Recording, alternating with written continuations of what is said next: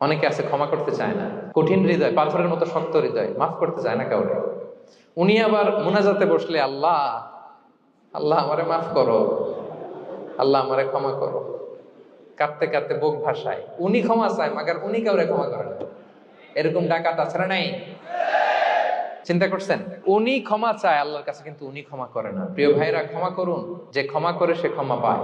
আচ্ছা, একটু চোখটা বন্ধ করে, চোখ বন্ধ করলাম আমি, জানা অজানা পাপের পাহাড়ের দিকে তাকালাম। এবার একটু চিন্তা করেন যে কি পরিমাণে ক্ষমা আল্লাহর পক্ষ থেকে আমার জন্য প্রয়োজন। চিন্তা করেছেন? এবার চোখ খুলুন, পাপের পাহাড়ের দিকে একটু তাকান। আপনার আপনার জানা অজানা যে পাপের পাহাড়, তাকান এবং ভাবুন এগুলোর জন্য কি পরিমাণে ক্ষমা আল্লাহর পক্ষ থেকে আপনার দরকার, প্রয়োজন। সেই প্রয়োজনের তাগিদে হলেও ক্ষমা করুন। খেয়াল রাখবেন, যে ক্ষমা করে সে ক্ষমা পায়, যে অন্যকে ক্ষমা করে না সে ক্ষমা পায় না। তাহলে আল্লাহর কাছে ক্ষমা চাওয়ার আগে আপনি আপনার পাশের লোকদেরকে ক্ষমা করবেন। পারা যাবে তো ইনশাআল্লাহ? ক্ষমা এটা সবাই করতে পারে না, এটা অনেক বড় মহৎ গুণ। যার হৃদয় বড় সে ক্ষমা করতে পারে।